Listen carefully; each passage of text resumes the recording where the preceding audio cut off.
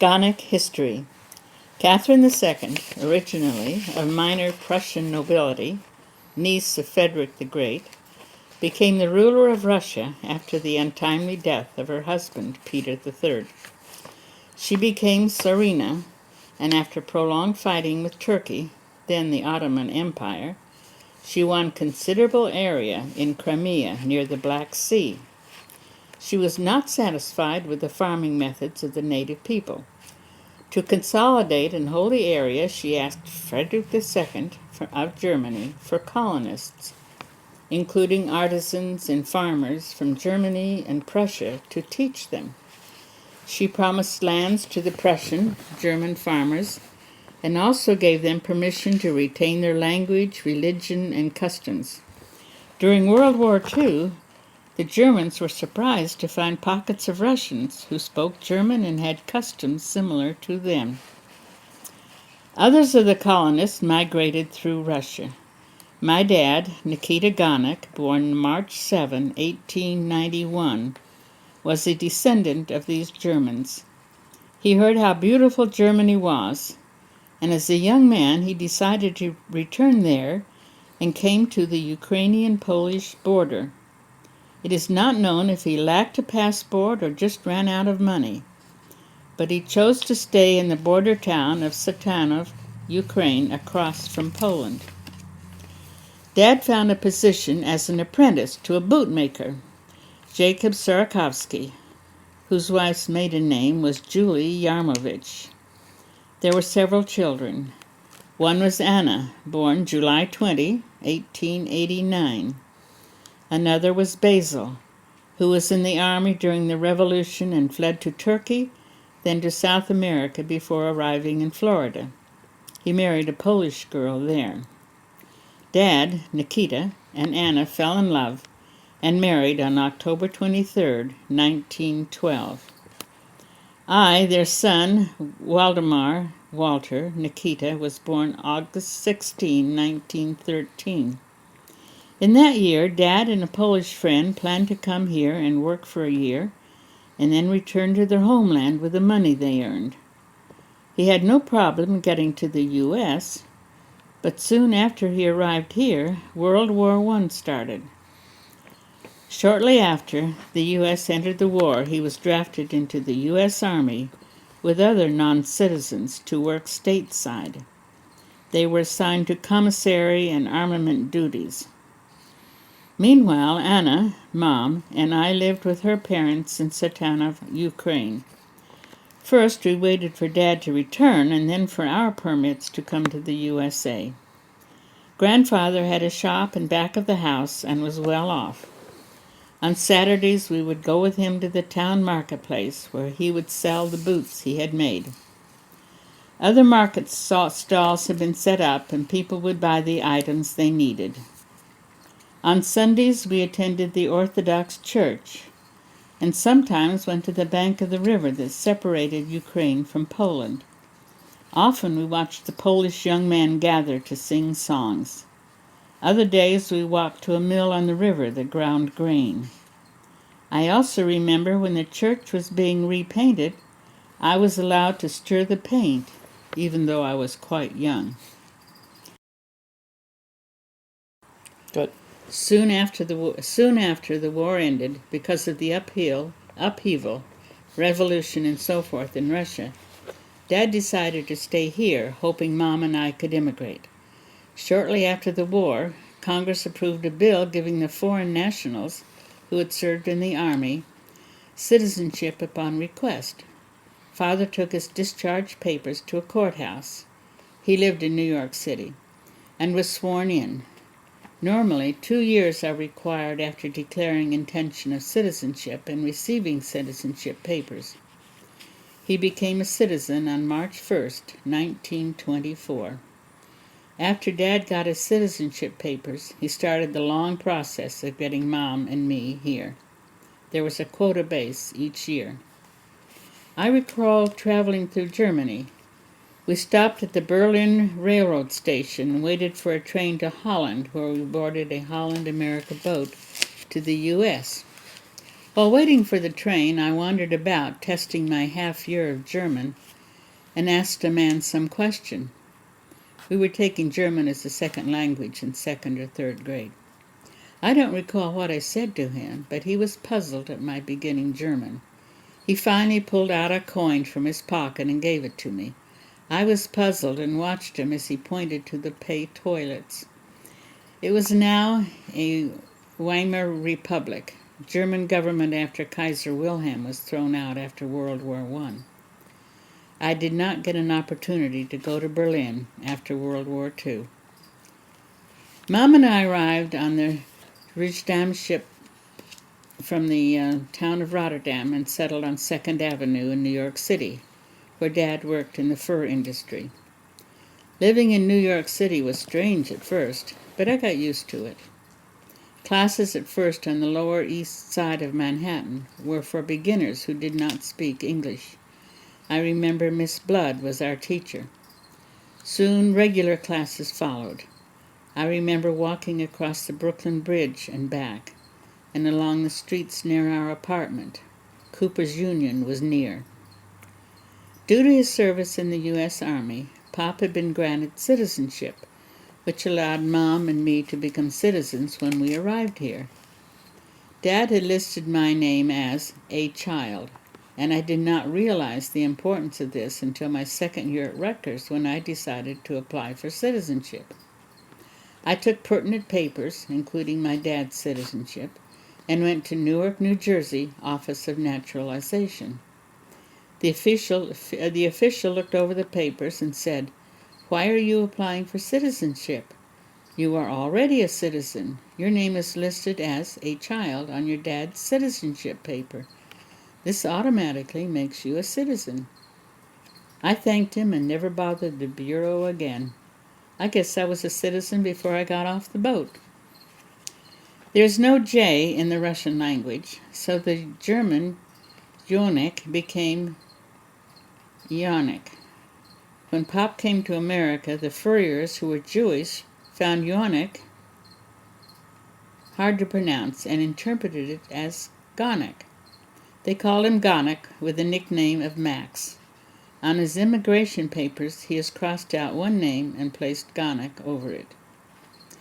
Dad became friends with a Baumeister, construction worker, from St. Petersburg, who had bought land near Metuchen, New Jersey, to build a Russian community.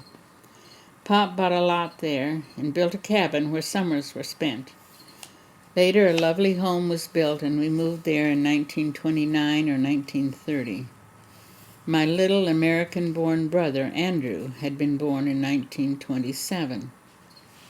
I attended and graduated from Plainville, New Jersey High School, with a curriculum that included Latin and other languages such as German and French. I got a job in a small drugstore, delivering prescriptions, cleaning the store, and working at the soda fountain after school. The druggist was previously a scribe in the pre-revolution Russian army and opened a cut-rate drugstore in Metuchen. I started at $5 per week. When I graduated from high school, I worked for 1 year, saving money to go to the Newark School of Pharmacy. The school offered me a small scholarship for 1 year. By now, I decided that I didn't want to work inside behind a counter, so I applied to Rutgers College of Agriculture, now university, for a soils science degree program. Rutgers was originally established before the Revolutionary War as Queen's College, in honor of King George's wife. After the Revolutionary War, it lacked money to continue. Colonel Rutgers of the U.S. supplied the money to keep it going. In his honor, the college was renamed Rutgers College and later Rutgers University. When the U.S. government granted land to become agricultural colleges, New Jersey chose Rutgers to benefit from the sale of western lands to establish the Rutgers College of Agriculture. These were difficult times. The Great Depression was at hand. After saving a little, borrowing the rest, living at home and commuting to Rutgers, I was able to make it. The government had various help programs for needy students. I put assigned hours on the agricultural farm and in the offices per month, and also taking tickets at the football games. Summers were spent supervising the Civilian Conservation Corps in the state of New Jersey. The camps were run year-round for young men who had no jobs and were unable to find any during the Depression years. They worked on the land, planting trees, establishing erosion conservation measures, building small drainage ditches with the help of machine operator, and so forth. Pop was still working in the fur trade in New York City and found an ad in the Russian newspaper telling of Russian immigrants that had created a fund for Russian emigre youth to borrow for education use. The loan was granted, and I commuted from home to Rutgers for my studies. During my senior year, Professor Waxman of soil bacteriology helped me obtain a 2-year fellowship at the University of Colorado in Fort Collins. I would be working in soils bacteriology laboratory classes and studying for a master's degree in soil bacteriology. The pay was $800 a year for 2 years. This was enough to pay for room and board, buy books for the courses I took, and buy some clothes. For recreation, I drove with undergraduates to Denver for a movie, or seasonally to Cheyenne Frontier Days for a rodeo. I was able to save enough money to repay my loan. I did not have to pay for the courses that I took, and travel in connection with my work was free. The research was on distribution of Azotobacter bacteria in Colorado soil. I traveled throughout the state collecting soil samples for my study of Azotobacter bacteria for my master's degree. These bacteria take nitrogen from the air and fix it in their body, later making it available to plants. In the laboratory, I helped undergraduates in the soil bacteriology lab. I turned down an offer to continue studies toward a doctorate degree and returned east. After receiving high marks on the civil service exam for soil scientist of the Soil Conservation Service, I was sent to Penn Yan, New York, the Finger Lake region. This is Region 1, which includes New England, New York, Pennsylvania, and Delaware. When the ground froze, I was transferred to New Jersey across from Philadelphia. At this time, the country was undergoing rearmament. In addition, there were food and armament supplies being shipped to England. The Soil Survey Program, like other programs, felt the effect of these developments. Last hired, first fired. I was informed of job termination effective in a few weeks. I awoke one Sunday morning thinking of the job I lost. I turned on the radio and was shocked to hear of the attack on Pearl Harbor. Next week, when my job terminated, I went to a Philadelphia job agency looking for work. After examining my credentials, they told me that they had a job that was in line with my chemical training. This was a job at Liebert and Obert Brewery as brewing chemist. The present employee was being called to Naval Reserves. I told them that I knew nothing about brewing beer. They insisted that the brewmeister conducted the brewing, and my job was to run various tests on beer and ingredients going into beer, in addition to examining yeast cultures. Yeast turns sugars into alcohol. They assured me that my college training in chemistry and bacteriology qualified me for the job.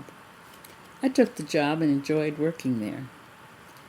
Coffee breaks were beer and Braunschweiger.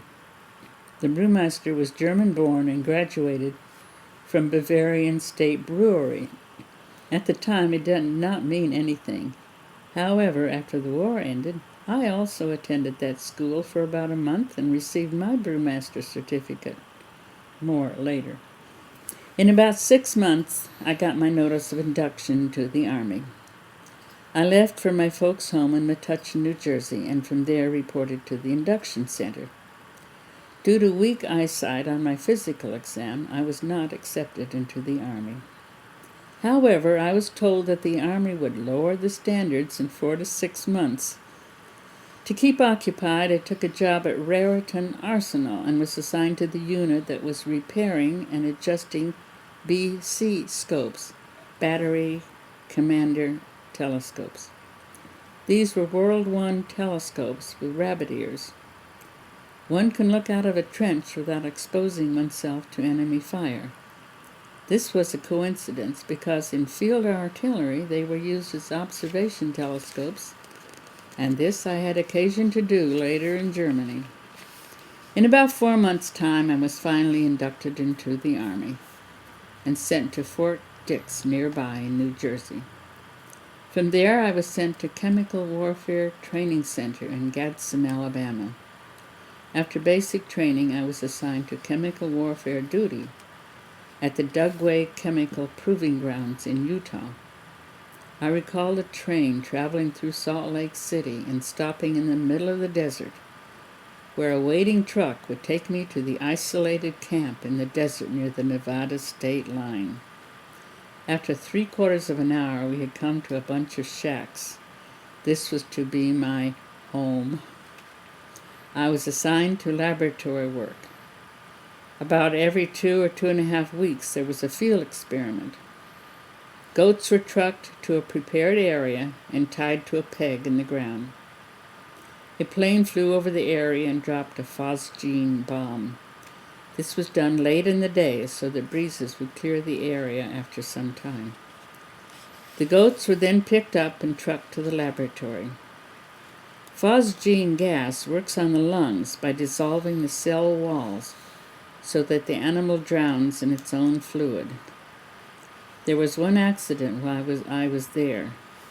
The driver picking up the goats suffered death because the gas had not dissipated completely. Wearing a gas mask did not help him. The goats were brought into the laboratory and tied along the wall. It was my job to stay with them.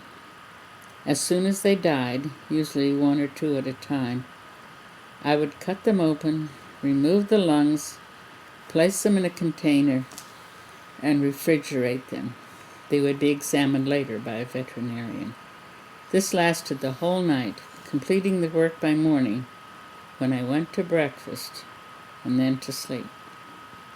The work was interesting, and I could have stayed there for the duration of the war. For relaxation, it was a pass to Salt Lake City or a walk in the desert, killing and skinning rattlesnakes. About that time, the Army, fearing shortages in certain categories, decided to train men in fields that were more necessary to the war effort. Since the war encompassed many countries with different languages, communication was essential.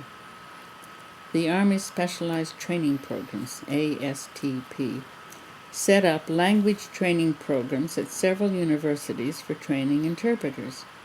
I decided to enter this program and was accepted.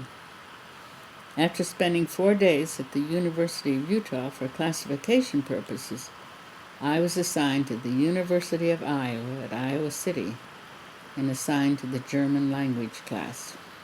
Other classes in the program at the university were Russian, Italian, and Czechoslovakian. We stayed at a fraternity house and had classes in German on the campus. Once a week, all language classes met in an auditorium to study European history. The training was to continue for 6 months. However, about 2 weeks short of completion, the Army needed manpower, so the classes were terminated and the men were shipped to various combat units. It was here at the university that, relaxing after classes, I stopped at the Memorial Union Building where a social was in progress. This is where I met Dot by asking her for a dance, and we dated during the weeks I was stationed there.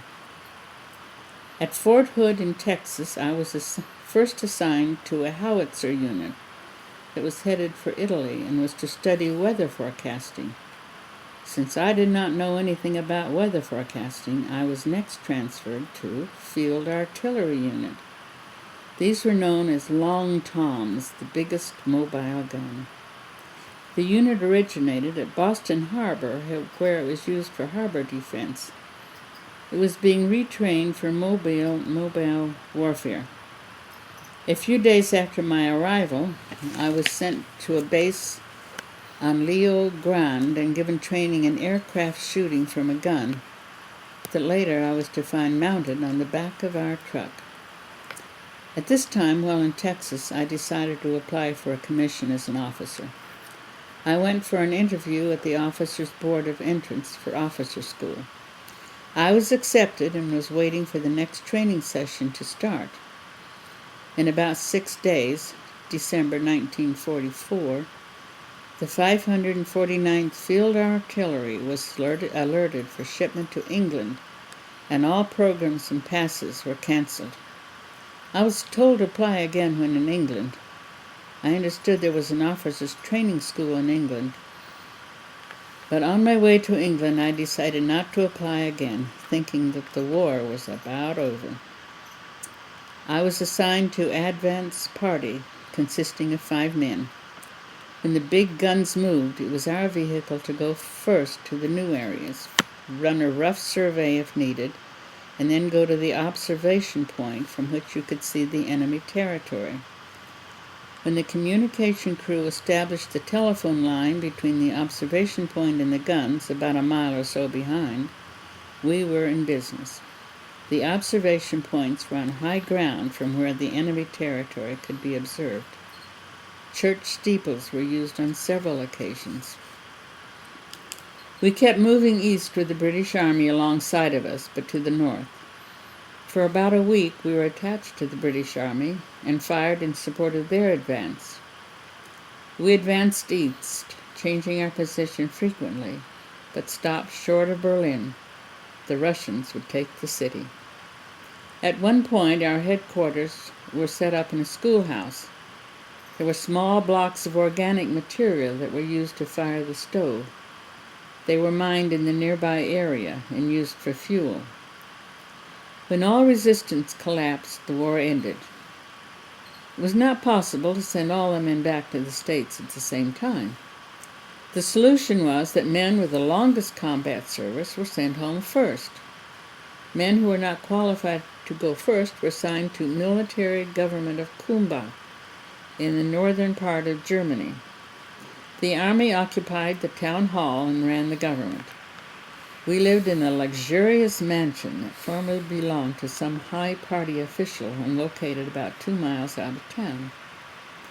Since there were more men than needed, someone was always planning a trip for a small group of men. One that we took was to Paris, France. We stayed there several days and took in all the sights. The next trip was to South Germany, Pilsen, Czechoslovakia, Rhine River, Chiemsee, Dachau concentration camp, Danube River, and so forth. On the way back, we stopped at Berchtesgaden, where Hitler had his place high in the mountains. About this time, the Army opened various native schools to keep the soldiers from getting bored while waiting to go home. On the list was Rothnest Agriculture Experiment Station in England. This was the granddaddy of all agriculture experiment stations about which I had read in my studies. However, I was told that the entrance list was long. On the list was also Bavarian State Brewery, or St. Stephen's Bayerische Stadt Brewery. I applied and was accepted. There were only 7 of us. All were involved in brewery work in one way or another. I recall one fellow was from Milwaukee Schlitz's brewery, and one from closer to home was Peel from Long Island. I recall walking down the brewery hall one day with him. Suddenly I realized that he was not with me.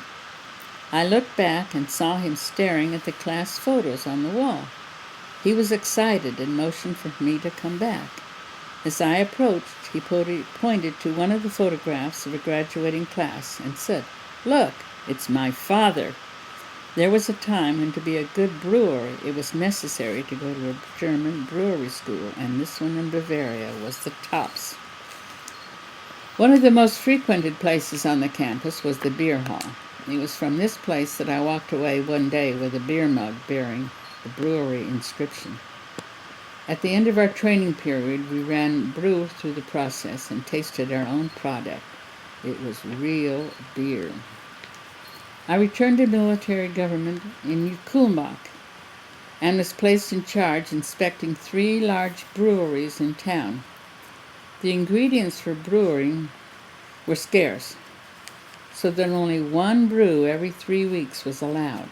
The brews were made for the U.S. Army, 3.2 alcohol content. Nevertheless, this made brewers happy because the yeast that turned sugars to alcohol was kept active and in shape. This made the brewers happy, but I couldn't see why so many large breweries were in this small town. In conversation with brewers, I was told that in pre-war times, most of the beer was shipped to South America. My training in German in Iowa was useful at last. I did not have an opportunity while in combat, but while in military government, I had the opportunity to express myself in German. This was true when the military government tried to persuade DP, displaced persons, who were mostly Eastern Europeans and Russians, whom the Germans imported during the war to work on the farms. Food was short, and at a meeting between military government DPs and farm owners, the government urged the DPs to go back to the farm and get the crops in. Repatriation of DPs was in progress, but it was very slow. Some of the DPs did not want to go back since they expected harsh treatment from Stalin. After I translated in Russian that the government requested that the DPs go back to harvest their crops, they looked at me in surprise and said, "You want us to work for Germans again? Who won the war anyway?"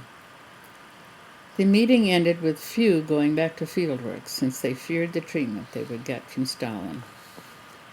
Before long, a tour to Rome was being planned. I jumped at this opportunity, but it was not to be because a few days later I got a call from headquarters.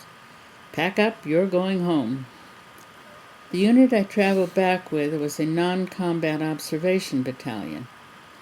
There were several of us in this unit going at the same time. We traveled by railroad in a boxcar, which in World War I is called something like a car for 20 men or 12 horses. We arrived and in a few days sailed for the U.S. When I got back to Fort Dix in New Jersey, my brother, who was assigned to the Army Discharge Unit, met me. He said, "I thought you were in a combat unit." I explained how the Army moves men about. He said that he would see that my discharge would be from my combat unit, my 549th Field Artillery Unit. Soon after my return, I went to Northeast Regional Headquarters in Upper Darby, Pennsylvania, and inquired about returning to work for the U.S. Department of Agriculture, Soil Conservation Service. They were glad to see me and said that returning veterans had a choice of a position anywhere in the U.S. I said that I preferred the Northeast as my folks were living in New Jersey. I was assigned to the state of Connecticut and assigned to the town of Windsor in Tolland County, east of Hartford. After a short stay there, I was transferred to Danbury in Fairfield County. I married Dot in 1947, and we moved from Danbury to Bethel. One of the farmer supervisors there was Dan McKeon, who also held a seat on the New York Stock Exchange, and I became interested in the financial aspect of stock ownership and purchased my first stock, $1,000 of Fairchild Engine and Aircraft. His dad, Dan McKeon's dad, had immigrated to New York and was an industrious man. Each day, when going home from work, he would collect the horse droppings and sell them to nurseries to enrich their plants. He eventually bought a seat on the New York Stock Exchange.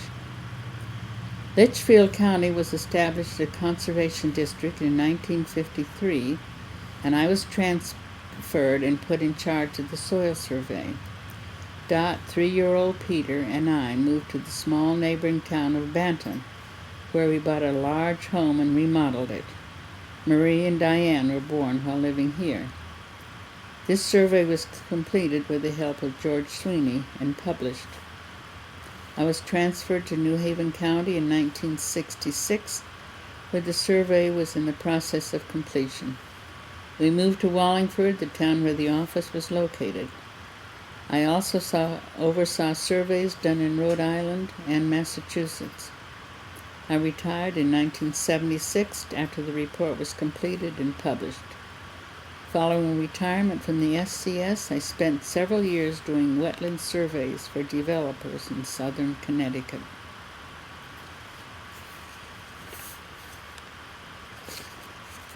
The end of the book.